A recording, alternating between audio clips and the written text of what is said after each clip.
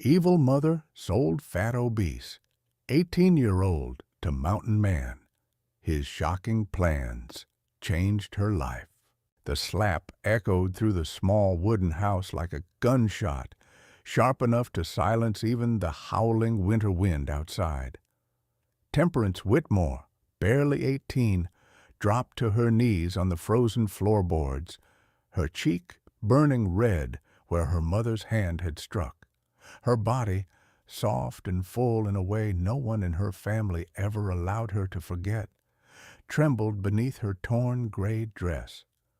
Bruises stained her arms like old fingerprints God himself had forgotten to erase.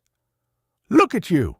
Constance Whitmore hissed, towering over her daughter as though disgust alone kept her upright. "Fat, lazy, useless. You shame this family every time you breathe." Temperance kept her eyes down, tears dripping onto the wooden planks. She had learned that looking up only made things worse. Charity, her 16-year-old sister, crossed her arms and smirked from the corner. Thin, dainty, and spoiled, she resembled their mother in every way except the cruelty. Charity was far worse. "Mother's right," she sang. "No one wants her. Not even the pigs want to share a pen with her." Temperance swallowed hard, the words slicing deeper than the cold. Constance grabbed a leather strap from the wall and swung it with practiced ease. The first strike hit Temperance's back. The next landed across her shoulder. She bit her lip to stifle a cry. "I'm done feeding a mouth that gives nothing back," Constance snarled. "Tomorrow you're leaving this house. I've sold you." Temperance froze. "Mother, no, please." "For once in your miserable life, shut your mouth." Constance leaned close, breath sour with bitterness. "A mountain man named Obadiah Stone is coming at sunrise. He paid $20 and 2 goats. That's all you're worth." Charity laughed openly. "Maybe he'll make you shovel manure or skin deer. You always smelled like a barn anyway." Temperance shook her head, horror rising in her chest. "Mother, I'll work harder. I'll eat less. I promise." Constance's boot slammed into her ribs, knocking her sideways. "You should have thought of that before you ruined this family. If you run, I'll drag you back myself. And if I can't find you, the wolves will." Temperance curled in on herself, arms wrapped around her middle. The floor was cold beneath her, but nothing matched the freezing ache spreading through her heart. Outside, snow began to fall, silent and relentless. Inside, Temperance whispered the question she already knew wouldn't be answered. "Why don't you love me?" No one replied. Only the winter did, howling through the broken window as though mourning for her. Dawn crawled slowly over Blackwater, the pale winter sun barely managing to cut through the fog. Temperance stood outside the crooked little house with her small cloth bundle, everything she owned in the world. Her fingers were numb, but not from the cold. It was the waiting that froze her. Charity leaned against the doorway, arms crossed, voice dripping syrupy poison. "Try not to cry too much when he drags you away. It's embarrassing." Temperance looked at her sister, the girl she used to share a bed with when they were younger, before cruelty settled into Charity like a second skin. "Goodbye, Charity." Charity rolled her eyes. "Don't pretend we're family." The door slammed shut. Temperance closed her eyes for a moment, breathing in frost and silence. For the first time in her life, she was truly alone. Then she heard it. Hoofbeats, slow, heavy, measured, as if the horse knew exactly where it was going and why. Temperance looked up. A massive black gelding emerged from the mist. its breath clouding the air like smoke from a furnace, and on its back sat a man who looked as though he had been carved from the mountains themselves, Obadiah Stone. He was older than she expected, 40, maybe 43, with a beard streaked in silver and hair tied loosely at the nape of his neck. His shoulders were so broad they made the saddle look small. He wore a coat of thick black bear hide, and snowflakes clung to it like stars caught in night sky. His eyes were the gentlest thing about him, deep, steady, a shade of brown that held both sorrow and strength. Temperance trembled under his gaze, not because he frightened her, but because, for the first time in her life, someone was looking at her without disgust.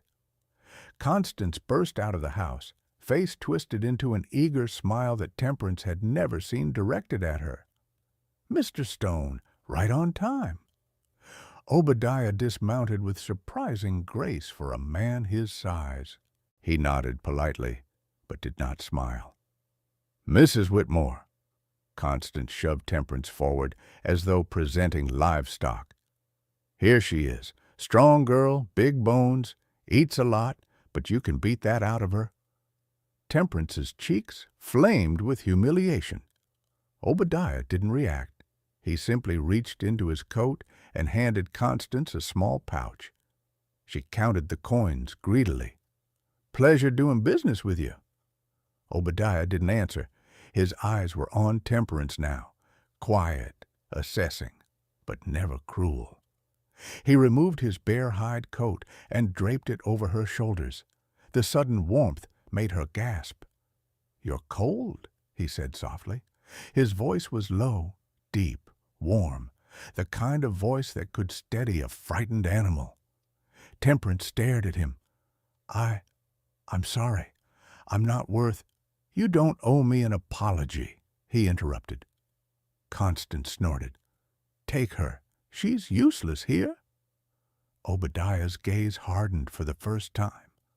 "No one is useless," Constance faltered, surprised by the calm power in his tone. But Charity stepped forward, smiling sweetly. "Good luck, Mr. Stone. She breaks things a lot, and she eats enough for 2 men." Temperance fought the urge to cry. Obadiah didn't even glance at Charity. He lifted Temperance's bundle, tied it to the saddle, and held out his hand. "Come," he said. "We have a long ride." Temperance hesitated. She looked back at the house, her prison for 18 years.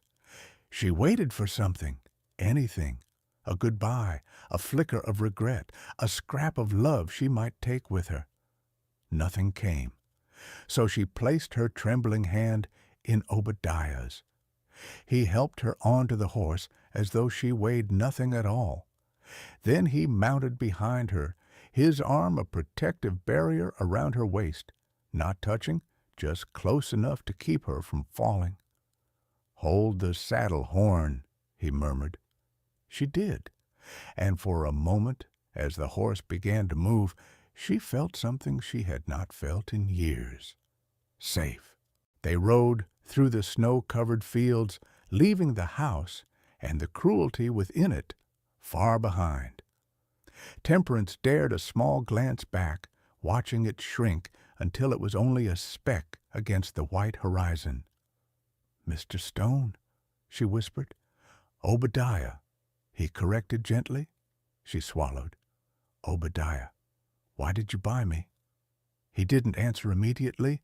The rhythm of the horse's hoofbeats filled the silence. Finally, he said, "Because I couldn't stand by and watch another child be hurt." Temperance frowned. "Another?" Obadiah's voice thickened with something she couldn't name. "We'll talk when we're home." Home. The word hit her heart like a spark. No one had ever offered her that before. As they rode deeper into the mountains, Temperance felt the first fragile threads of hope weaving themselves inside her, quiet, trembling, uncertain. But hope, once lit, is hard to extinguish, even after 18 years of darkness. The farther they rode from Blackwater, the quieter the world became. Snow swallowed every sound except the steady rhythm of hooves and the soft creak of leather as Obadiah guided the horse up the winding trail. Pines rose tall on both sides, their branches heavy with frost.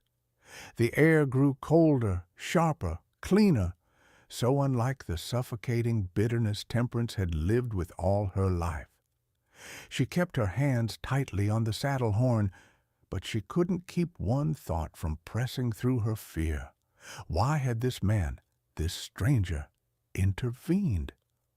Obadiah rode in silence, his arm resting lightly behind her, creating a protective circle without ever touching her directly. It was the kind of respect she was unfamiliar with. "You're shivering," he said suddenly. "I'm sorry," she murmured automatically. "You don't need to apologize for being cold," he replied. "Here." He reached into the saddlebag and draped a thick wool blanket around her shoulders, adjusting it carefully so the wind couldn't steal its warmth. Temperance's throat tightened. No one had ever tucked a blanket around her. "Thank you," she whispered. Obadiah's breath clouded in the cold air as he gave a small nod. "Winter comes fast up here. You'll learn to read the wind." They continued upward. The trail wound through dense forest, then opened into a ridge where the land dropped steeply on one side.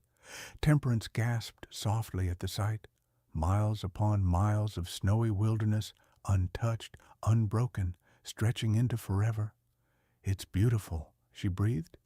Obadiah's voice held a quiet pride. "It's home." Home. That word again. It felt heavy, sacred, impossible. After a long stretch of silence, Temperance gathered the courage to speak again. "Obadiah, you said back there that you bought me to save me." Her voice trembled. "I don't understand.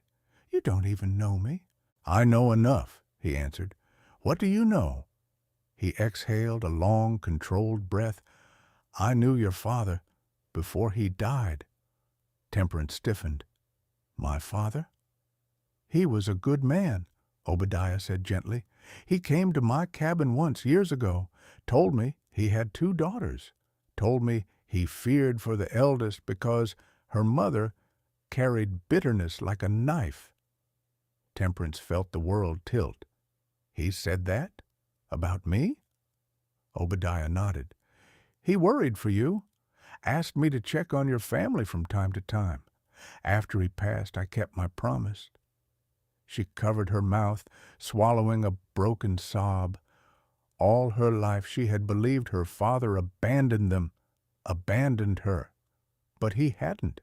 He had been trying to protect her, even in death.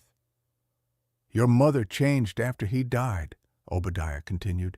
"Anger can make people cruel, but nothing justifies how she treated you."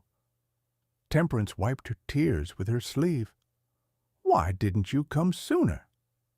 Obadiah's jaw tightened with quiet grief. "I didn't know how bad it had gotten, not until 2 weeks ago." "What happened?" His grip on the reins tightened. "A trader from town told me Constance was looking to sell her eldest daughter. Said she was advertising you as heavy, slow, and obedient."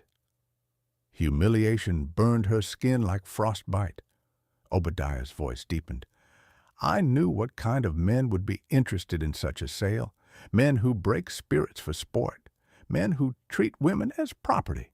Men like the ones who hurt my family." Temperance looked back at him, feeling the shift in his tone. Pain lived beneath his calm, buried deep, but not forgotten. "You lost someone?" she whispered. Obadiah's eyes softened. "My daughter, Grace." She hesitated, trembling. What happened to her?" He looked forward, scanning the trail, but his voice cracked around the edges. "She was 8, bright, kind, full of questions. but her mother couldn't accept her. Grace was soft-spoken, round-cheeked, gentle, everything Martha despised. One winter, while I was trapping, Martha lost her temper. Grace didn't survive. Temperance covered her mouth, tears springing to her eyes. "Obadiah, I'm so sorry." He shook his head slowly. "It's been 30 years, but losing a child, it changes a man. It carves you hollow in places no one sees." For a moment, the only sound was snow crunching beneath hooves. Temperance whispered, "So when you heard about me?" "I acted," he said simply, "not because you are her replacement, but because no young woman should suffer at the hands of family. I couldn't save Grace, but I could save you." Temperance swallowed hard, emotion swelling so fiercely she had to steady herself on the saddle. "No one has ever wanted to save me." "That's not true anymore," Obadiah said quietly. They reached a clearing near the mountain's crest. A cabin stood nestled among towering pines, a sturdy home built of thick logs, smoke curling from the chimney, warm light glowing through the frosted windows. Temperance stared at it, breath catching in her throat. "This is your home?" she whispered. Obadiah dismounted, then offered his hand to her. "It's your home, too, if you want it." She placed her trembling hand in his. He helped her down slowly, gently, as though she were fragile but precious. Temperance stood there, wrapped in his coat and blanket, watching her breath rise into the cold air. For the first time in 18 years, she didn't feel like a burden. She felt seen. She felt chosen. And somewhere deep in her chest, a tiny ember of hope began to glow. "Come inside," Obadiah said softly. "Let's get you warm." She followed him, stepping into a future she had never dared to imagine. Snow clung to Temperance's boots as she stepped into the cabin for the first time. Warmth enveloped her instantly. A roaring fire glowed in the stone hearth, filling the room with soft orange light. The air smelled of pine resin, dried herbs, and something comforting, like a safe place she had never known existed. Obadiah closed the door gently behind her. "Hang your coat by the fire. You'll warm faster." She hesitated before obeying, the thick fur almost too comforting to remove. The cabin was larger than she expected. 2 rooms, a sturdy kitchen table, shelves lined with books, jars of preserves, bundles of dried meat, and well-kept tools. Everything was neat, deliberate, cared for, very unlike the chaotic cruelty she had grown up in. "This is beautiful," she whispered. Obadiah didn't answer immediately. He was watching her with a kind of quiet concern, like someone trying to measure how fragile a soul might be. "You'll be safe here," he finally said. "That's the first thing you need to know." Temperance nodded, though her voice barely came. "Thank you. Truly, I don't know how to live somewhere safe." He frowned slightly, not in judgment, but in pain. "You'll learn. I'll help you." He walked toward the kitchen. "Sit. You must be hungry." She sat slowly at the wooden table as he prepared supper, venison stew simmering in a cast-iron pot, thick bread heated by the fire, a pitcher of fresh water. Obadiah served her first. No one had ever done that. "This is for you," he said. "Eat as much as you want. There's more." Her throat tightened. "I've never been allowed to eat first." His brow furrowed. "What do you mean?" She looked down at her shaking hands. "Mama and Charity ate first. I ate whatever was left. Sometimes nothing. Mama said it was my punishment for being fat." Obadiah set his ladle down sharply. "That's not how families work. That's not how anything good works." Temperance blinked back tears. It's how my life always was. Not anymore. His voice was steady, like timber that couldn't be bent. In this home, you'll never eat last again. She tried the stew. The warmth spread through her chest until she couldn't stop the tears. Obadiah didn't question them. He simply refilled her bowl. For a long time, they ate in silence, but it was a peaceful silence unlike anything she had ever known. When she finished, Obadiah rose and motioned gently. "Come, I want to show you something."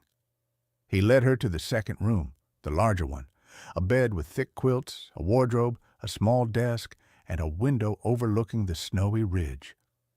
"This is your room," he said. Temperance froze. "Your room?" she whispered. "No, yours. You'll sleep here?" "But it's so big. It's meant for the man of the house." Obadiah shook his head. "You need space, warmth, softness. I only need a corner." Her voice trembled. "I don't understand why you're being so kind to me." He rested a steady hand on the bedpost. "Because kindness is what you deserved your whole life." That simple sentence shattered something inside her, something made of old bruises, old insults, and old wounds. Obadiah cleared his throat, as if gathering himself. "And now, I need to tell you my plan, the real reason I brought you here." Temperance held her breath. He motioned for her to sit.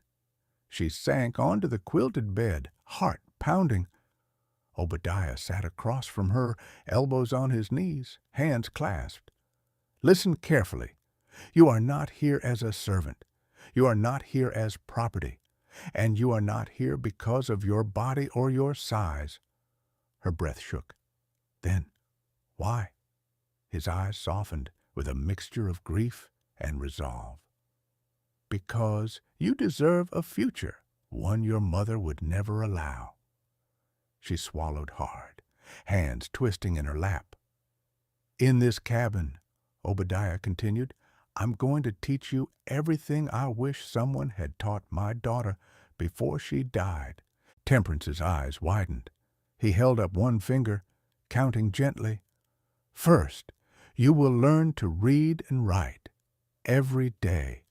She blinked. "I never went to school." "You will now."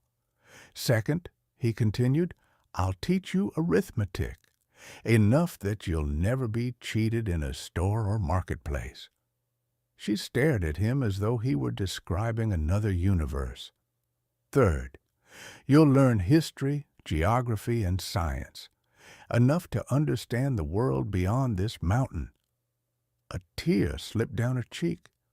"Fourth," Obadiah said quietly, "you'll learn practical skills, hunting, fishing, cooking, sewing, horse handling, and self-defense."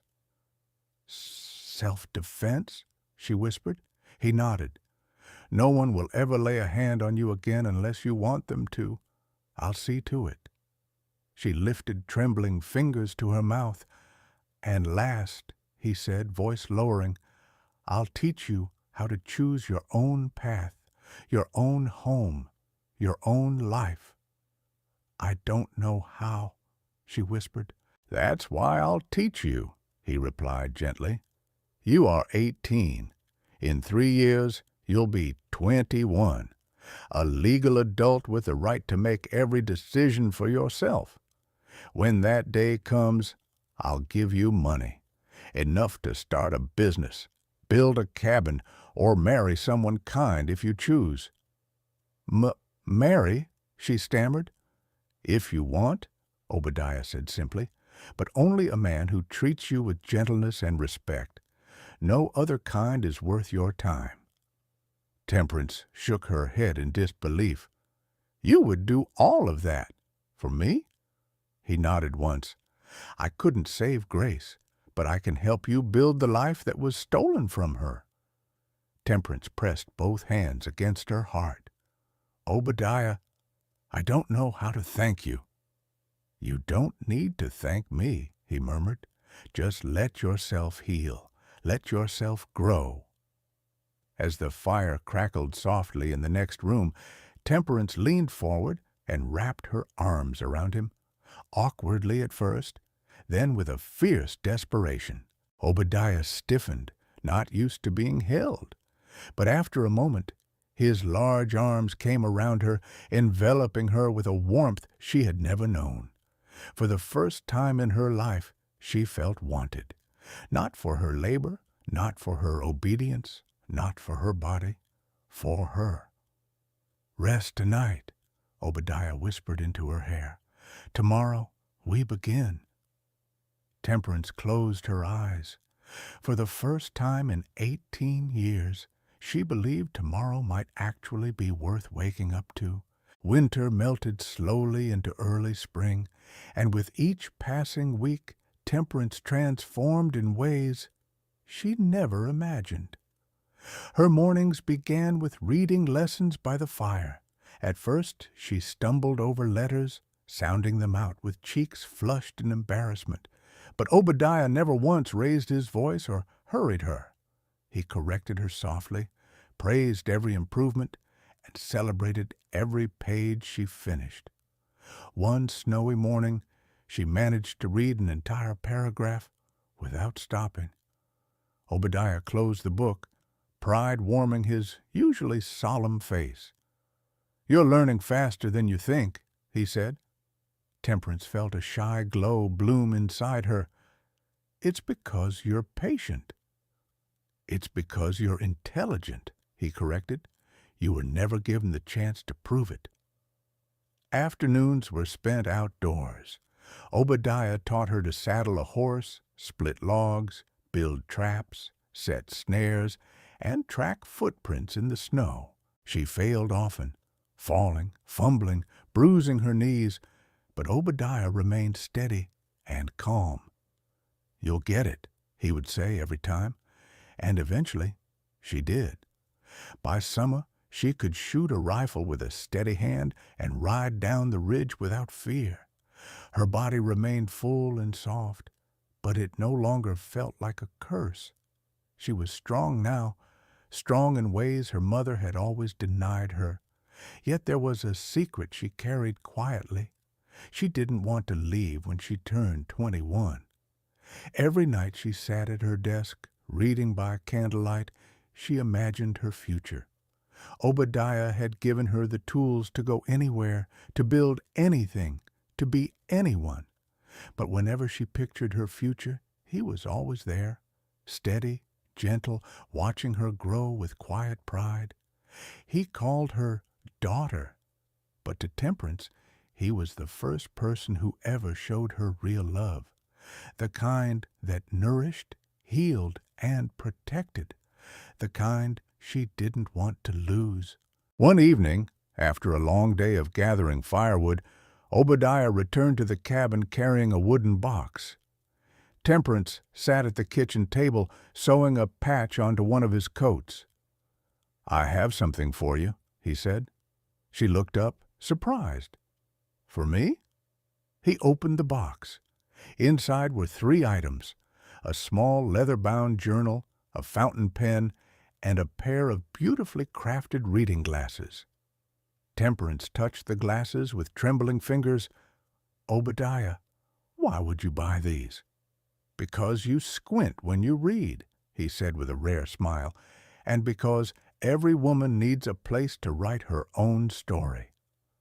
Emotion gathered behind her ribs, almost painful. "You think I have a story worth writing? I think you're just beginning it."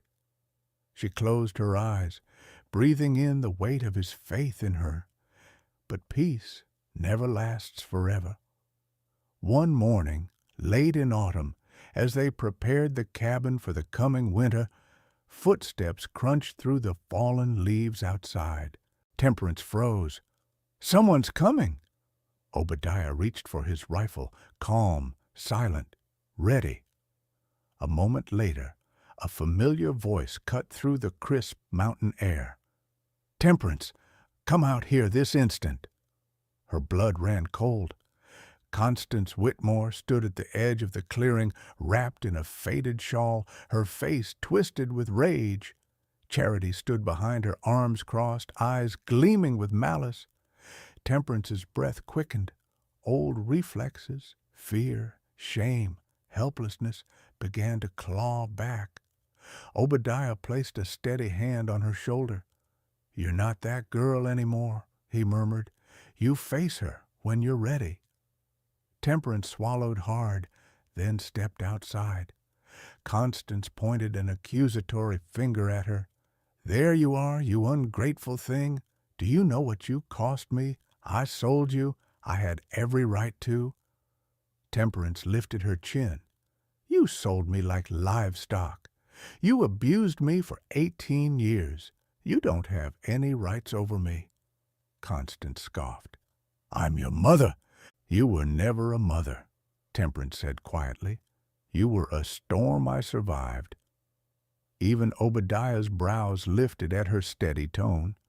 Charity sneered. "We came because we need money. You owe Mama for everything she spent raising you." Temperance's hands curled into fists. "You didn't raise me. You beat me, starved me, humiliated me." "You deserved every bit of it," Constance spat. "Look at you, still fat, still slow. That man didn't make you any better than you were." Temperance felt the sting, but the old shame didn't swallow her this time, because she wasn't alone. Obadiah stepped forward, not in front of her, but beside her. "You've said enough." Constance glared at him. "She belongs to us." "No," Obadiah said calmly. "She belongs to herself." Constance lunged forward as if to grab Temperance's arm.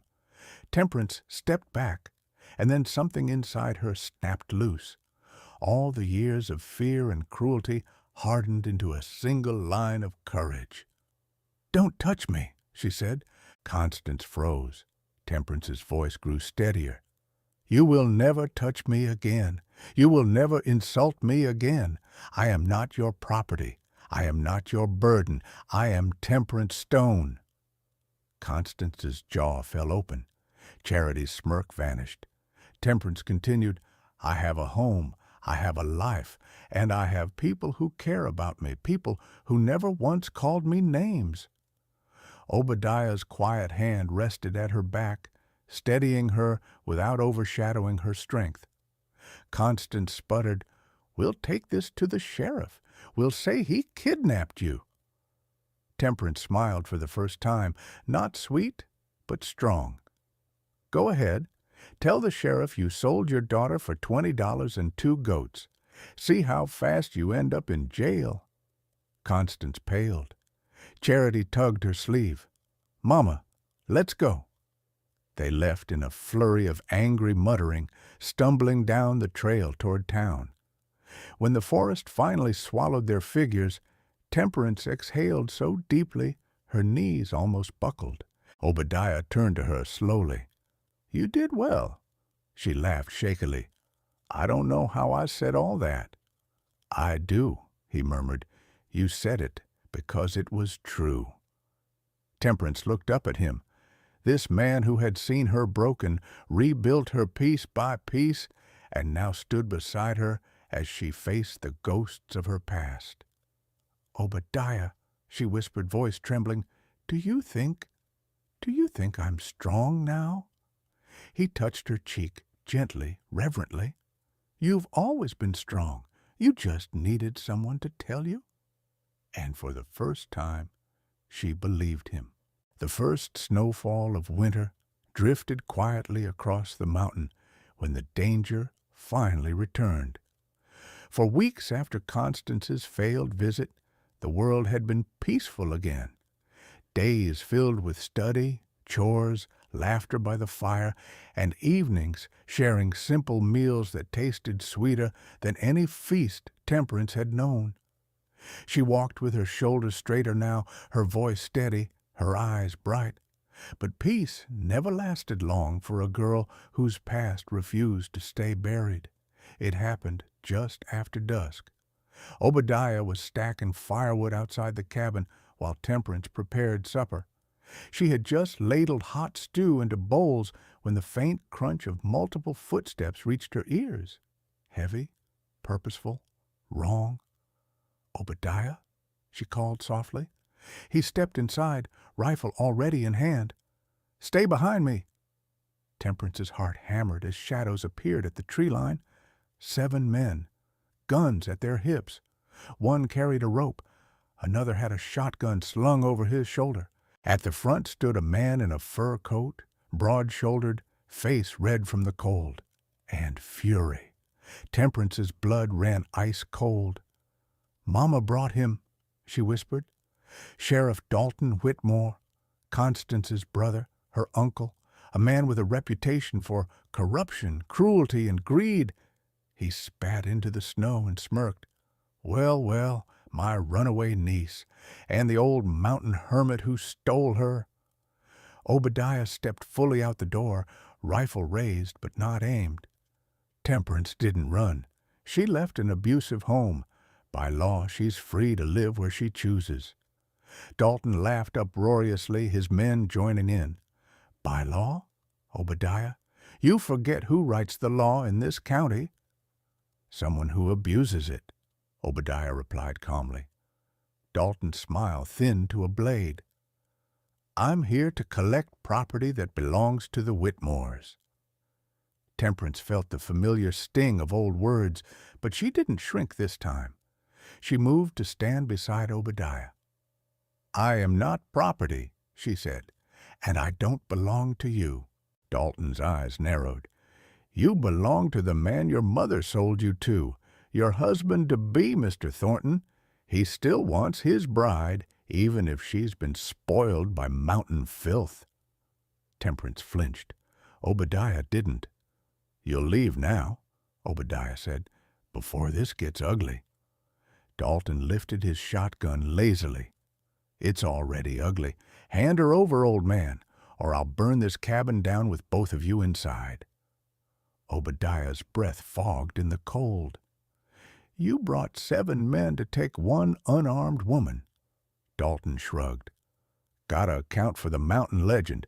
They say you can kill a grizzly with your bare hands." Obadiah's grip tightened on the rifle. "Try me." The clearing fell silent, except for the soft hiss of falling snow. Dalton flicked 2 fingers. His men spread out, forming a half-circle. Temperance's lungs tightened. She stepped closer to Obadiah. "I won't let them take you," he murmured. "Then let me stand with you," she whispered back. Dalton barked a laugh. "What's this? The fat girl's found her voice?" Obadiah turned slightly, his voice like winter steel. "You'll speak of her with respect." "Or what? You'll shoot me?" Dalton taunted. Obadiah stepped forward. "If you force my hand." Dalton smirked and raised his shotgun. It was the last mistake he made. Obadiah fired first. The shot cracked like lightning, striking the shotgun clean out of Dalton's hands. Chaos erupted. Dalton stumbled backward, cursing, as his men reached for their guns. Temperance grabbed Obadiah's spare rifle from its mount inside the doorway and tossed it to him. He caught it mid-air without looking. 3 warning shots split the air, shattering branches near the men's boots. Obadiah's voice thundered across the clearing. "The next ones go into bodies." The men froze. Temperance lifted her chin. "Leave, now. This mountain isn't yours."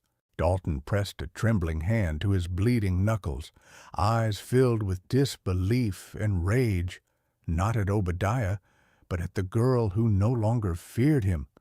"You'll pay for this," he hissed. "Both of you." "No," Obadiah said quietly. "Not anymore." Dalton backed away slowly, his men following. Snow swallowed their retreating footsteps until only silence remained. Temperance exhaled shakily, knees threatening to give out. Obadiah lowered his rifle and touched her shoulder. "You did well." Her eyes filled. "I wasn't brave. I was terrified." Bravery isn't the absence of fear, he murmured. It's choosing to stand anyway. She leaned into his steady presence, the warmth of him grounding her in the cold darkness. "Is it over?" she whispered. Obadiah looked toward the darkened trail. "Not yet, but soon." He shut the cabin door and bolted it. "Whatever comes next," he said softly, "we face it together." Temperance nodded. For the first time, she believed they truly could. Snow pressed gently against the cabin windows as night settled, wrapping the mountain in a hush so deep it felt sacred. After the confrontation, Obadiah built the fire higher, feeding the flames until their orange glow filled every corner of the room. The danger hadn't vanished, but for this moment, warmth prevailed. Safety lingered in the air like a fragile, flickering gift. Temperance sat on the rug before the hearth, legs tucked beneath her, her hands trembling slightly as she held a steaming cup of tea. Obadiah sat in his worn armchair beside her, cleaning his rifle with slow, methodical movements. But his eyes kept drifting toward her, checking, comforting, making sure she was still breathing steady. "You held your ground today," he finally said. She looked into the fire, seeing the reflection of a girl she barely recognized. "I didn't feel strong." "You don't have to feel strong to be strong," he replied. "Strength shows in your actions, not your pulse." She smiled faintly. "You always know how to say the right thing." "No," he said quietly. "I just say what's true." The fire cracked softly. A log shifted.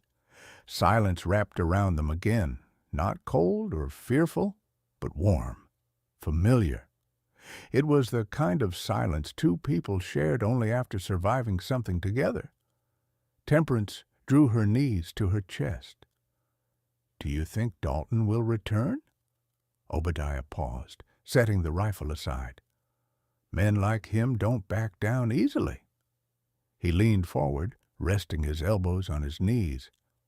"But he also knows now that you're not the frightened girl he remembers, and he knows I won't let him near you."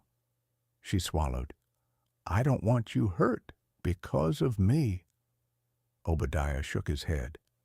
"You didn't bring danger. Your mother did. Your uncle did. Their cruelty isn't your burden to carry any more."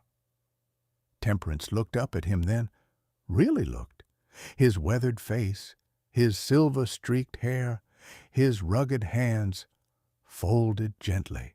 He was a mountain of a man, unshakable, forged from loss and solitude, yet every time he spoke to her, his voice softened just for her. "Obadiah," she said softly, what if I don't want to leave when I turn 21? He stilled. Not a breath moved between them. The fire popped once, a single spark leaping. Obadiah lowered his gaze, thoughtful, as though weighing every word. "Temperance, I made you a promise that you would have a choice." "I know," she whispered, "and I choose here." His jaw clenched faintly, emotion flickering across his face. "If you stay, it has to be because you want your own life, not because you owe me." "I don't owe you," she said, "but I care for you, more than I know how to say." Obadiah exhaled slowly, a soft, shaken sound, like someone trying to protect something precious. "You're young. You still have years ahead of you." "And?" she asked. "And I don't want to hold you back." "You're not," she said gently. "You never have." He looked down at her then, with an expression she couldn't decipher, something between hope and fear, love and restraint. "Temperance," he murmured, "whatever future you choose, I'll stand behind you." Her voice trembled. "Do you want me to stay?" The question hung between them, delicate as snowfall. Obadiah didn't answer.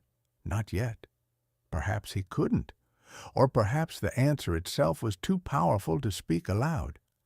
The fire glowed brighter, warming their faces as they sat together, two lives stitched together by pain, healing, and something tender growing quietly in the dark. Outside, the wind softened, the mountain exhaled, the night settled calm. But the biggest question remained. Would this bond, this fragile, unexpected connection, be strong enough to stand against the world waiting outside their door? Stories like this remind us that family isn't always blood, and salvation doesn't always come from the places we expect. Sometimes it arrives in the form of a quiet protector, or in the courage of a girl who finally learns she deserves more than pain. If you're listening right now, tell me, where in the world are you hearing this from? Every comment feels like a small lantern in the dark, reminding me that these stories travel far beyond the mountains they're set in. And if you still believe in love that heals, protects, and transforms, then stay close. The next story is already waiting for you. I'll take the fat obese one. Mountain Man shocked judge by choosing her over beauties. The autumn wind blew sharp and dry through Silver Creek, rattling the courthouse windows like old bones. Inside, the main chamber had been cleared of tables and benches to make room for something that should never have happened in a house of law. 12 women stood in a crooked line across the front of the room. They wore borrowed dresses from the mission home, ribbons tied too tight over thin shoulders, faces scrubbed raw and pale. 11 of them were what the crowd expected to see, slight, nervous, trying their best to look prettier than their bad luck. The 12th stood at the far end, half hidden in the shadow of a pillar. Her name was Prudence Hale. Her gray dress was plain and a little too tight at the seams, the fabric pulling around her soft waist and arms. Her hair, a rich brown, was pulled back in a simple knot. She kept her chin tucked down and her hands folded in front of her, as if hoping the worn boards might open and swallow her whole. Thick whispers drifted through the crowd. "There's the fat one. Why is she even up there?" Judge Whitmore has a cruel sense of humor. Judge Cornelius Whitmore stood on the raised dais, belly straining against his vest, a broad smile plastered across his face. He thumped his gavel lightly, more for show than order. "Folks of Silver Creek," he boomed, "today is a blessed day for one of these poor, unfortunate ladies. Gideon Ironwood, owner of the largest ranch in this valley, has agreed to take a wife. He'll choose from among these orphans, give one of them food, roof, and his good name. A charitable deed, don't you think?" Laughter rolled through the chamber, too loud and too eager. Prudence's heart pounded in her ears. She hadn't wanted to stand here. The mission matron had insisted. "It's your only chance, girl. No one else is going to offer for you." Prudence had believed her. She always did. Whitmore swept a hand along the line, pausing at the first girl, then the second, drawing little comments from the crowd. Pretty, sweet, good hips for childbearing. When he reached the end, his gaze landed on Prudence, and his smile turned mean. "And this one here," he said, voice dripping with mockery, "is Prudence. I suppose every show needs a clown, doesn't it?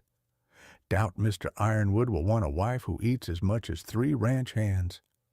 The room roared. Prudence stared at the floorboards, heat burning her cheeks. She bit the inside of her lip until she tasted blood. If she didn't move, if she didn't cry, maybe they would forget she was there. The courthouse doors swung open with a heavy scrape. A tall man stepped inside, framed by the pale light of the hallway. He wore a weathered bearskin coat, broad shoulders filling the doorway, dark hair brushed back from a strong brow.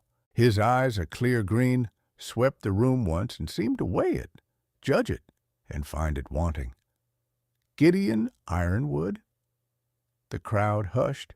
He walked forward, boots thudding softly on the wooden floor, and stopped in front of the line of women. One by one, he studied their faces. The first girl batted her lashes. The second tried a shy smile. The third straightened her spine, tilting her chin to catch the light. He barely lingered. Then he reached the end of the line.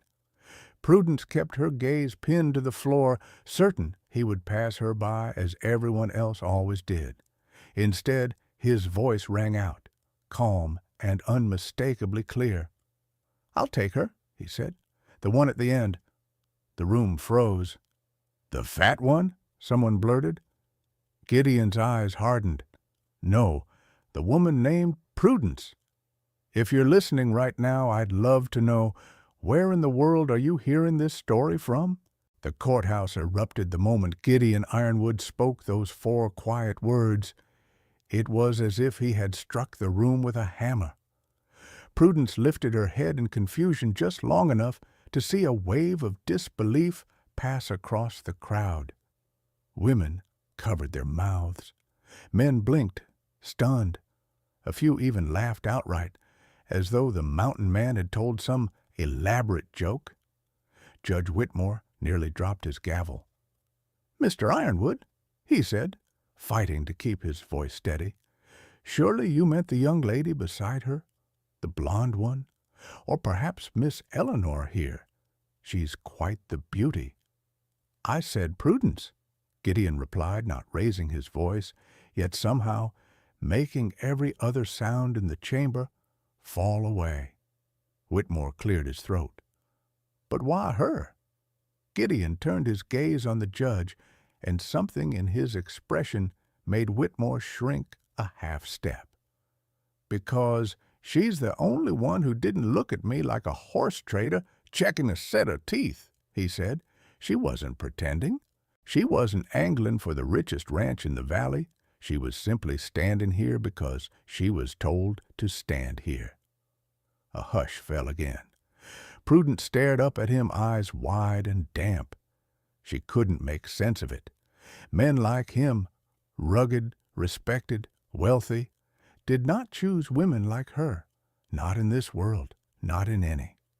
You don't know me," she whispered. Gideon finally looked directly at her, and the world narrowed to that single moment. His gaze was steady, not pitying, not assessing, but seeing her in a way she had never been seen. "No," he said, "but I know sincerity when I see it." A murmur rippled through the spectators, growing louder, edgier. One man near the back barked out a laugh. "She's too heavy to work a ranch. Ironwood must be out of his mind." Another chimed in. "Maybe he wants a wife who eats like a bear." The laughter grew, sharp and cruel. Prudence felt the heat rise in her chest, stinging the back of her throat. She wanted to disappear, to fall through the floorboards and escape the echo of their voices. Before she could bow her head again, Gideon turned, his face darkening with a dangerous calm. "Any man here who wants to insult my wife-to-be," he said, "step forward and say it to my face." Silence. Not a single boot scuffed the floor. Even Judge Whitmore swallowed hard. Prudence's breath caught. No one had ever spoken for her. No one had ever stood between her and cruelty. Not once. Not in her whole life. Gideon faced her again. "Prudence Hale," he said gently, "do you want to leave this place? If you don't wish to marry me, then say so, and I'll walk out of this courthouse alone. But if you do want a home, a warm fire, and a life not chosen for you by others, then come with me." Her lips parted. "But why me? Truly?" Gideon's features softened just a fraction. "When I walked in, The other women watched me the way folks watch a miracle they hope to claim. But you were ready to disappear into the woodwork. You weren't hoping, you weren't pretending, you were simply enduring." He paused. "I've known what it is to endure, and I don't take it lightly." Prudence felt her vision blur, a single tear slipping down her cheek. She wiped it quickly, embarrassed. But Gideon stepped closer, lowering his voice. "And another thing," he murmured, so only she could hear. "You have kind eyes, the kind I've learned to trust." The words struck deeper than any declaration of beauty ever could. Judge Whitmore, growing irritated at losing control of his spectacle, forced a smile that didn't reach his eyes. "Well then," he said, "if the lady agrees, we can proceed." Prudence looked around the room, at the smirking faces, at the mockery simmering behind every stare, and then back at the man who had chosen her when he had no reason to. Her voice was soft, but it didn't tremble. I'll go with you." A few gasps rose from the crowd. Whitmore blinked, startled she had accepted. Gideon offered his arm. Prudence hesitated only a moment before taking it, her hand small against the strength of his frame. As they stepped toward the front to sign the marriage ledger, a young woman in the line, a pretty blonde who, moments earlier, had smiled sweetly at Gideon, whispered loudly to her neighbor, "He must be blind. Why else would he choose her?" Gideon stopped mid-step. He turned his head slowly toward the blonde, his voice low and cold. "I see more clearly than most." The girl paled and looked away. Prudence exhaled shakily, realizing something astonishing. Gideon Ironwood wasn't choosing her out of charity. He was choosing her out of conviction. And conviction, she thought, might be worth more than beauty. The courthouse clerk, a thin man with ink stains up to his elbows, hurried forward with the marriage ledger as if afraid Gideon might change his mind if the process took too long. Gideon didn't rush. He placed a steady hand on Prudence's back, guiding her toward the front with a gentleness that felt almost unreal to her. Every step echoed in the tense chamber, the crowd parting silently as though uncertain whether they were witnessing a union or a scandal. Judge Whitmore adjusted his spectacles, clearly irritated that the spectacle had spiraled out of his control. "Very well," he muttered, tapping the ledger. "Names here, signatures beneath." Gideon took the quill first. His handwriting was bold and clean, confident strokes that claimed space on the page. When he finished, he offered the quill to Prudence. She hesitated, fingers trembling slightly. It had been years since she'd written anything beyond her name at the mission home. People rarely asked her to sign papers. They didn't give her anything worth owning. Her hand hovered over the ledger. Then she felt Gideon's fingertips brush her elbow. "You're all right," he murmured. "Take your time." The soft strength in his tone grounded her. Prudence bent closer, wrote her name carefully, each letter small but precise, and set the quill down. Judge Whitmore cleared his throat dramatically, forcing a smile for the watching crowd. "In accordance with the laws of Montana Territory," he began, "I hereby pronounce—" The judge's speech wilted as the door banged open again. A man stumbled in, one of the ranch hands from town, dusty and breathless. "Ironwood," he panted, "your wagon team's spooked. They're pulling loose from the hitching post. Sheriff says the wind kicked up and—" Before the man could finish, Gideon was already moving. "Stay here," he told Prudence, gently squeezing her arm. "I'll settle it." He strode out, coat sweeping behind him, boots pounding across the wooden floor. The crowd spilled toward the doorway to watch. Prudence stayed where she was, fingers twisting nervously at the hem of her dress. Through the courthouse windows, she saw the chaos, a team of horses kicking at the air, rearing against their restraints. Gideon moved toward them with a calmness she didn't understand. He reached for their bridles slowly, steadily, speaking in low tones she couldn't hear. Within seconds, the animals sank back into stillness, steam rising from their nostrils in the cool mountain air. The spectators murmured in awe. Gideon Ironwood had always been known as a man who could tame creatures most men feared, but witnessing it was different. He walked back inside with the dust still settling around him, returned to Prudence's side without fanfare. Judge Whitmore continued reading the declaration, though his voice had lost its earlier bravado. "I hereby pronounce you husband and wife." A thin cheer went up, awkward, uncertain. Gideon turned to Prudence. He did not sweep her into a kiss. He did not put on a show. Instead, he took both of her hands gently, holding them between his. "This is your choice as much as it is mine," he said softly.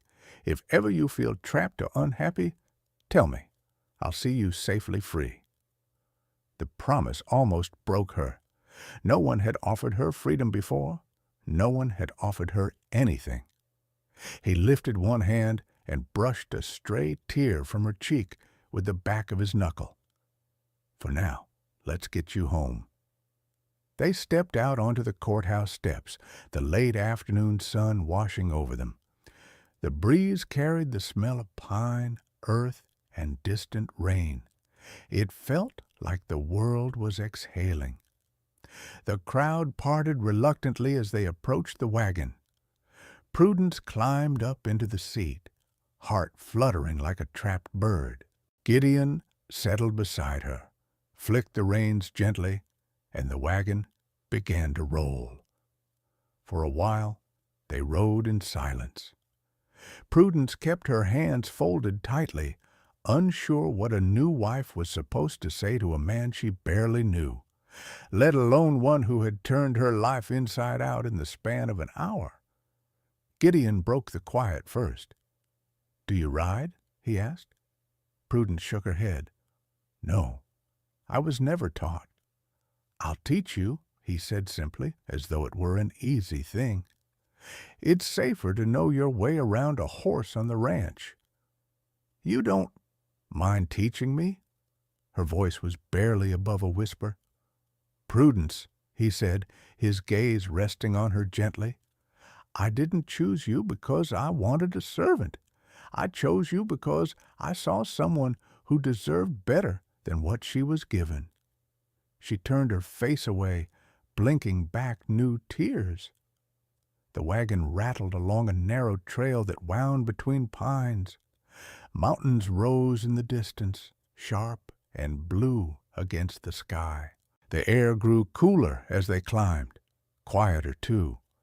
The noise of Silver Creek faded until it felt like a bad dream she had woken from.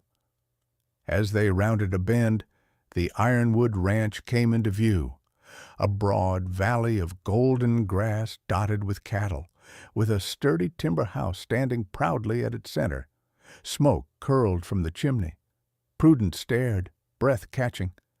This is yours?" "It's ours now," Gideon said without hesitation. She turned to him, startled. "Ours?" He nodded once. "A marriage means a shared life.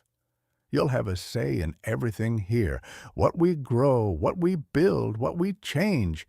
You're not a guest, Prudence. You're home." Her throat closed with emotion. She clutched her hands together, trying not to fall apart right there on the wagon seat. No one had ever told her she belonged anywhere, but Gideon Ironwood had said it like an unshakable truth, a truth she wanted, desperately, to believe. The Ironwood Ranch stretched wide and quiet beneath the late afternoon sky, its fields glowing with cedar and gold. As the wagon creaked toward the main house, Prudence felt something she couldn't name, half awe, half fear, and something warmer beneath it. She had never seen so much open land, never seen a house that looked like it had been built by hands that cared whether it stood another 100 years.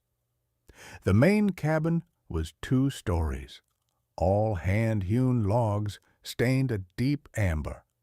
A porch wrapped around the front, its railing carved with swirling patterns she'd later learned Gideon had whittled during long winters.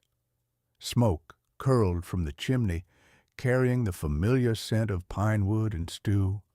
It didn't feel like a palace.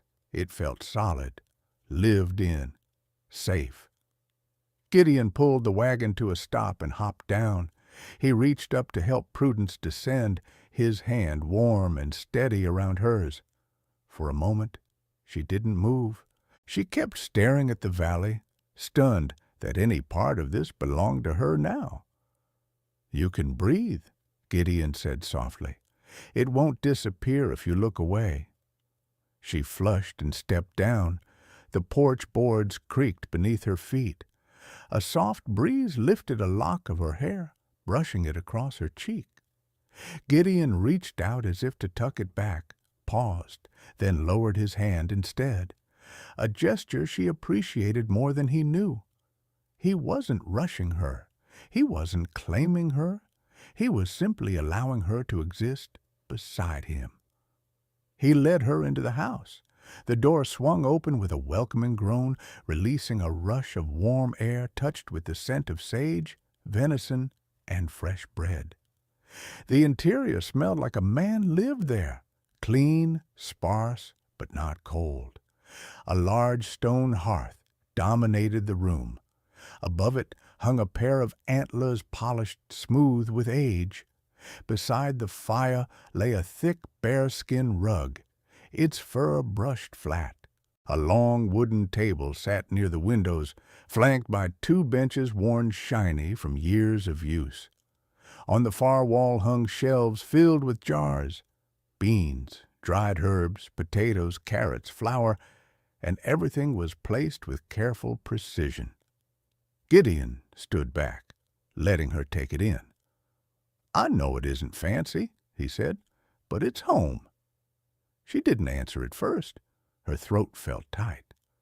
She touched the edge of the table. Her fingers brushed the grooves carved accidentally by knives over years of meals. It was the most beautiful place she had ever stood in. When she turned back to him, her eyes shone. "It's perfect." Gideon exhaled slowly, as though he'd been holding his breath for her reaction. He nodded toward the stairs. "Your room is up there. I fixed it up this morning." He led her to a small but welcoming space with a freshly aired quilt, a braided rug beside the bed, and a single window overlooking the pastures. A vase of dried lavender sat on the table, something simple yet thoughtful, in a way that softened her chest with warmth. "You did this?" she whispered. "I did." He folded his arms across his chest, suddenly looking awkward. "I didn't know what you'd want. I just tried to make it decent." "It's more than decent," she said. They stood there a moment longer, neither quite knowing what came next. At last, Gideon cleared his throat. "I'll be downstairs if you need anything." He stepped out, giving her space. That night, Prudence unpacked the few belongings she had brought: a worn dress, a comb missing 2 teeth, a small blue ribbon she'd kept since childhood. She placed them carefully in the drawer Gideon had built. When she finished, she sat on the edge of the bed and let the quiet sink into her bones. The quiet wasn't heavy. It was gentle. For the first time in years, she didn't fall asleep afraid.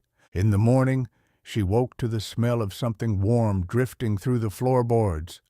When she went downstairs, Gideon was already at the hearth, pouring coffee into 2 tin mugs.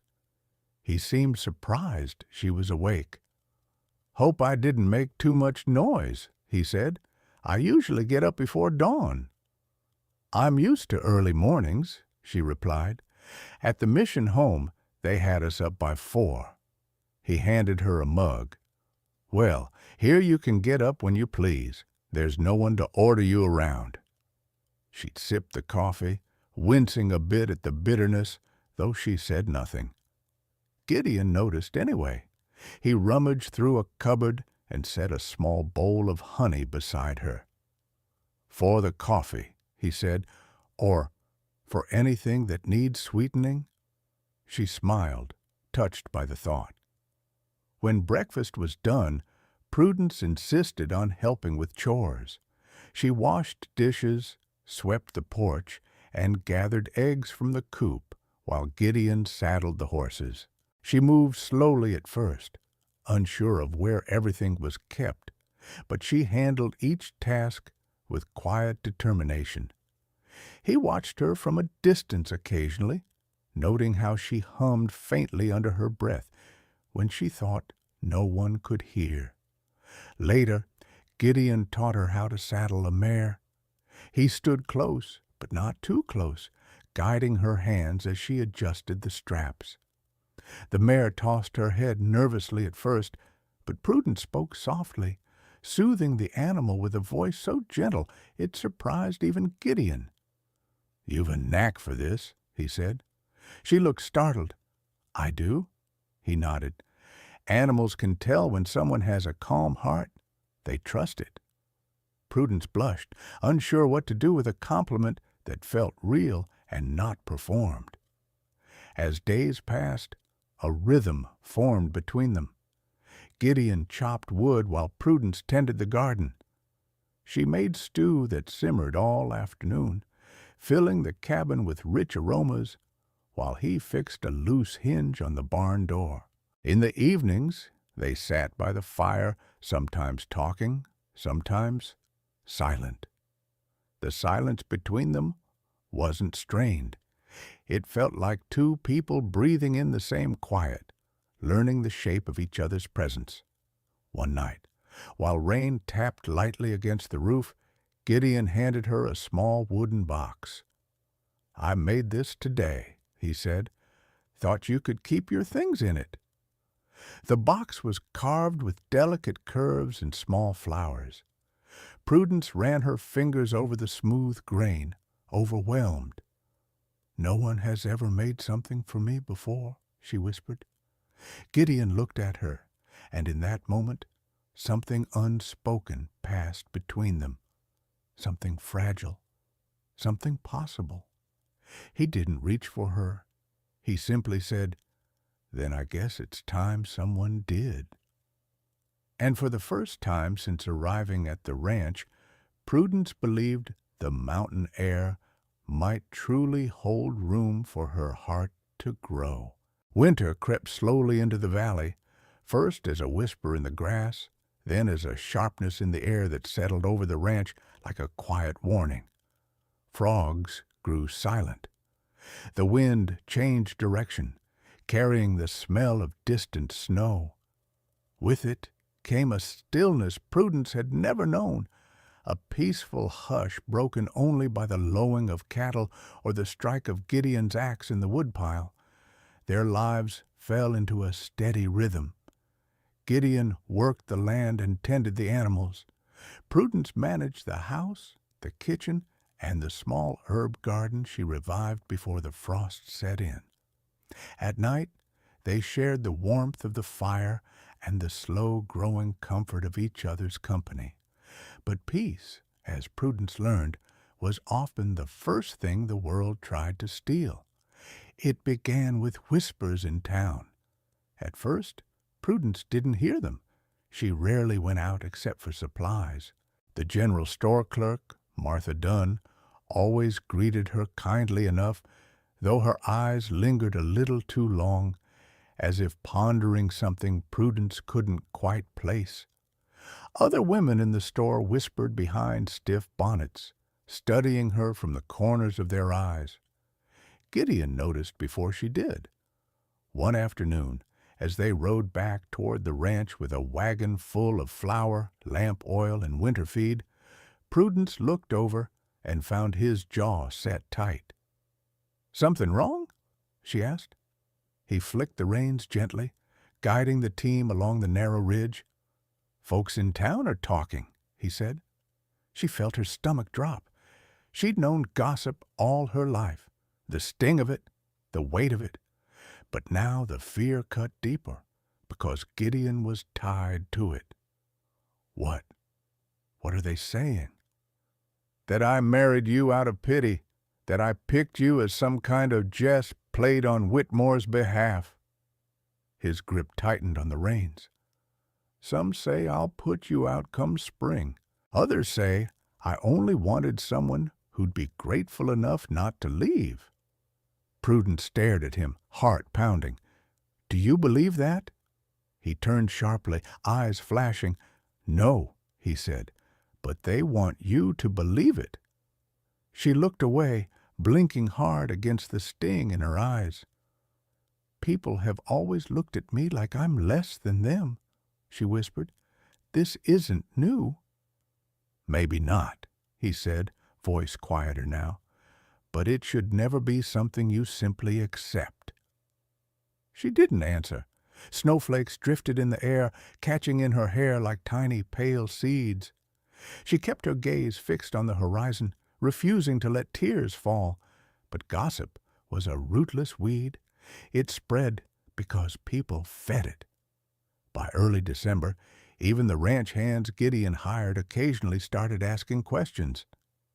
"Boss," one man ventured, leaning over the fence rail, "folks say you took that woman in because Judge Whitmore owed you a debt." Gideon's eyes narrowed. "Folks say a lot of foolish things." The ranch hand nodded quickly and stepped away. Later that evening, Prudence overheard two men muttering near the barn. One laughed under his breath. "I bet he'll come to his senses by spring. She ain't the kind a man keeps." Before she could turn away, Gideon's voice cut cleanly through the cold air. "If you got something to say about my wife," he warned, "say it where I can hear it." The men scattered, shame stinging their heels, but the damage was done. That night, Prudence barely touched her meal. She sat by the hearth, twisting the hem of her skirt, while Gideon cleaned his rifle at the table. The fire snapped and popped, but neither spoke. At last, Gideon set the rifle aside and knelt before her. "Tell me," he said gently, "what's hurting you?" She shook her head. "It's nothing." "Prudence." Her resolve crumbled. "Why does it matter so much to people what I look like?" She pressed her palms to her face. "Why must I be the one they mock?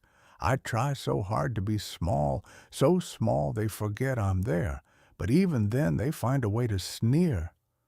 Gideon brushed her hands aside, not roughly, but firmly. "Look at me." She did. His expression held a steady tenderness she didn't know how to bear. "You are not small," he said softly. "But that's not what they hate. They hate sincerity. They hate goodness because it reminds them of what they lack.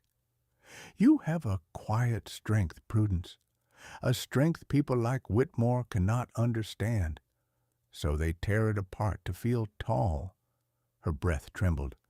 "But I won't let them," he said. "Not ever." She leaned into him, letting her forehead rest against his shoulder. He held her there, his arms strong and sure, as though forming a shield around her. But comfort was brief. Trouble was brewing. 2 weeks before Christmas, Gideon rode into town to fetch a shipment of timber. He returned at dusk, his face thunderous. Prudence rushed out to meet him, knowing instantly that something had gone wrong. "It's Whitmore," he said as he dismounted. "He's stirring the whole town. Claims I cheated him. Claims that the marriage wasn't legal because he rushed the ceremony. Says he's filing a petition to annul it. Prudence felt the world tilt beneath her feet. He wants to take our marriage away? He wants to punish me, Gideon growled, and he thinks breaking your spirit is the way to do it. She backed away, stunned. Maybe he's right. Maybe I shouldn't have come with you. Maybe I make trouble where I go. Gideon grabbed her hands, gripping them tightly. You don't bring trouble, he said, but you're worth fighting for. His voice softened.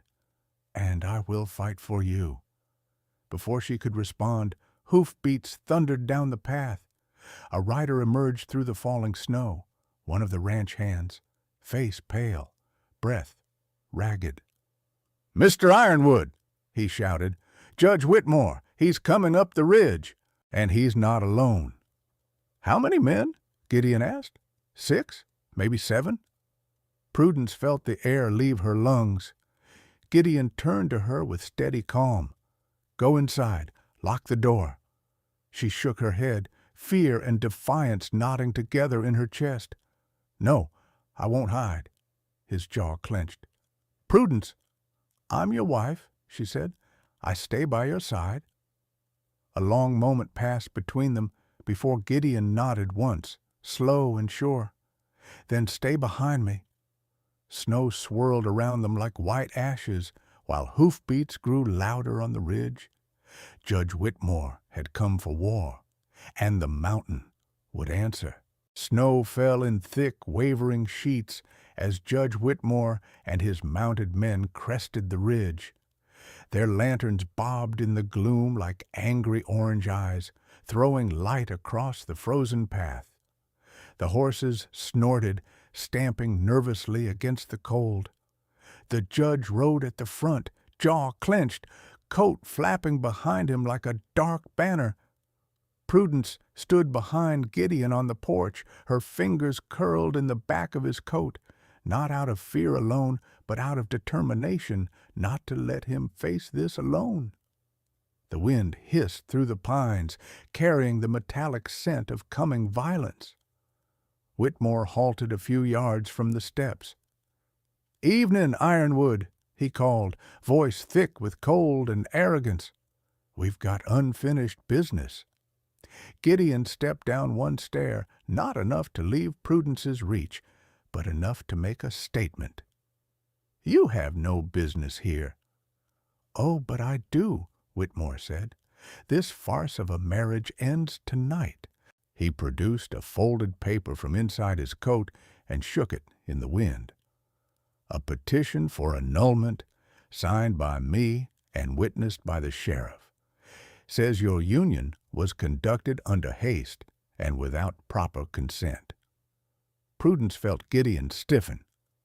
You arranged the ceremony, Gideon said evenly. You pushed it through fast as you pleased. Now you claim it was too fast? You're contradicting yourself, Whitmore. The judge smirked. I make the rules in Silver Creek. You think a piece of paper matters when I can sway the whole town with a word? One of the riders laughed under his breath. Another spit into the snow. Prudence trembled, not from cold, but from fury swelling inside her chest. She stepped forward, voice sharp. Why are you doing this? Because he chose me? Because I wasn't the one you thought he should pick? Whitmore looked at her with a sneer. Because you were never meant to be anything but a joke, girl. The ugly one in the lineup. The one no man should want. Ironwood embarrassed me, and he embarrassed the town, and I will not be mocked. The words hit like stones, but Prudence didn't bow this time. Not tonight. She lifted her chin, breathing hard. You're not angry because Gideon chose me. You're angry because he saw through you. Whitmore's nostrils flared.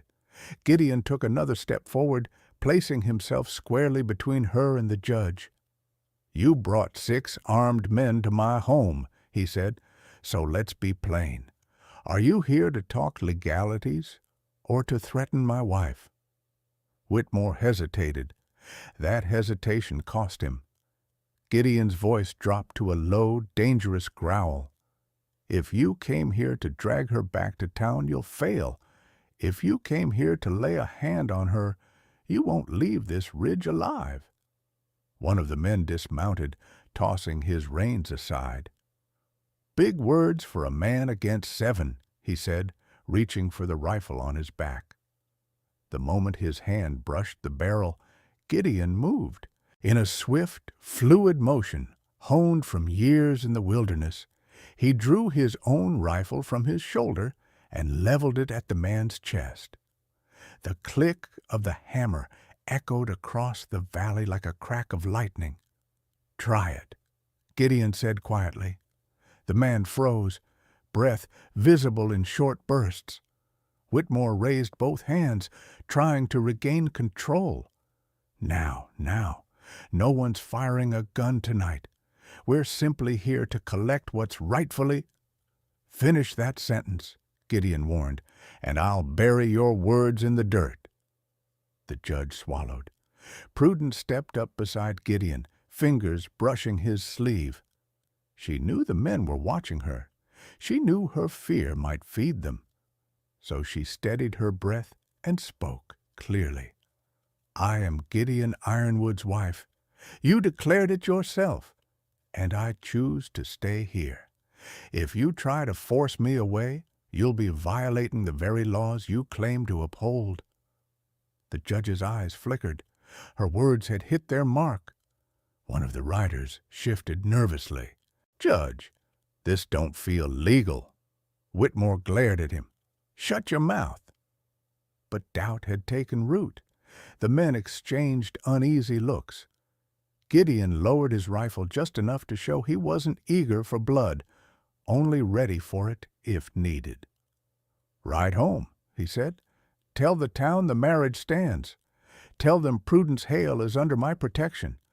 The next man who comes up this ridge with intent to harm her will not return." The threat hung in the cold air, heavy as iron. Whitmore's teeth ground audibly before he yanked his reins hard. His horse reared, protesting the rough handling. "This isn't over," the judge spat. Gideon's eyes didn't waver.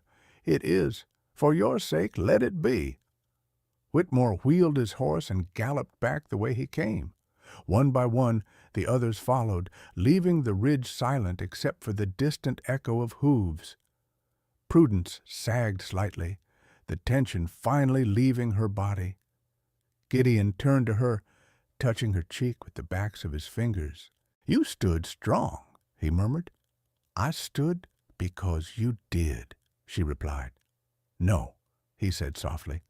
"You stood because you're braver than you believe." They remained on the porch as the snow drifted down around them, two figures in the quiet light of the lantern, no longer just husband and wife by circumstance, but partners, forged by fire. Snow softened the world once Whitmore and his men vanished into the darkness. The ridge grew still again, the pines no longer trembling with fear, but settling back into their ancient sway. Gideon didn't move for a long moment. He kept his gaze on the path until the final echo of hoofbeats dissolved into the wind. Only then did he lower the rifle fully and turn toward Prudence. "Come inside," he said gently. "Let's get you warm." She followed him into the cabin, closing the door behind them. The lantern light cast a soft gold across the wooden walls, and the fire Gideon had stoked earlier glowed deep orange at the heart of the hearth. The room felt smaller now, safer somehow, as though the walls themselves had drawn closer to protect the two of them. Prudence removed her shawl, her hand still shaking faintly. "I'm sorry," she whispered. "I didn't mean to bring so much trouble to your door." Gideon placed the rifle on its rack and turned slowly, his expression steady, thoughtful. You didn't bring trouble. Trouble just doesn't like being ignored. Whitmore's pride bruised easy, and he wanted someone to blame. He crossed the room and gently took her hands. You didn't bow to him. That bothers men like him more than anything. Her breath hitched. I was frightened. So was I, he said quietly. Fear's not weakness. Running from what's right is. The words settled into her chest like warm embers. They sat together near the fire, Prudence curling her feet beneath her, Gideon settling back in his chair, but close enough that she could feel the heat of his presence as surely as the heat of the flames. Outside, the snow thickened, tapping against the windows like soft fingers. Inside, silence stretched between them, comfortable, not heavy. Gideon rested his elbows on his knees, watching the firelight play along the stone hearth. Prudence, he said after a long while, I meant what I told Whitmore. You are my wife, not by force, not by some foolish affair of pride, but because I chose you, and because you chose me back. She swallowed, her voice barely above a whisper. Do you regret it? He turned his head, and the look he gave her, steady, unwavering, surprisingly tender, made her heart stumble. No, he said, I regret only that you ever doubted your worth. Her eyes filled, but the tears didn't fall. She looked into the fire, letting its soft crackling fill the space between them. This place, she murmured, it feels like somewhere I could belong. You already do, he said, if you'll have it. She breathed in, letting the warmth reach the deepest corners of her. Something inside her, something quiet, long buried, unfurled like a small green shoot pressing up through snow. She looked at him, and her voice was soft but certain. Thank you for giving me a chance to stand, not behind anyone, but beside someone. The fire popped, sending a tiny spark into the air before it faded. Gideon leaned back, eyes fixed on her with that same quiet conviction that had changed the course of her life in the courthouse. Whatever storm comes next, he said, we'll meet it from the same side of the fire. Outside, the snow fell thicker. Inside, the hearth glowed, and though neither said the words aloud, something had shifted, subtle as the crackle of a log, steady as the rise of dawn. They weren't just sharing a home anymore. They were beginning to share a life. Stories like Gideon and Prudence's remind us how strength doesn't always roar. Sometimes it's a quiet step taken beside someone who finally sees us as we are. When you listen to a tale like this, it feels as though we're gathered around the same fire, sharing the same warmth, even if your home is 1,000 miles from these Montana hills. I'd love to know where you're listening from tonight. Texas plains, California coast, Hanoi streets, or somewhere snow is falling outside your window.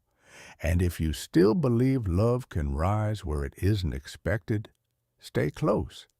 Another story is already on the way.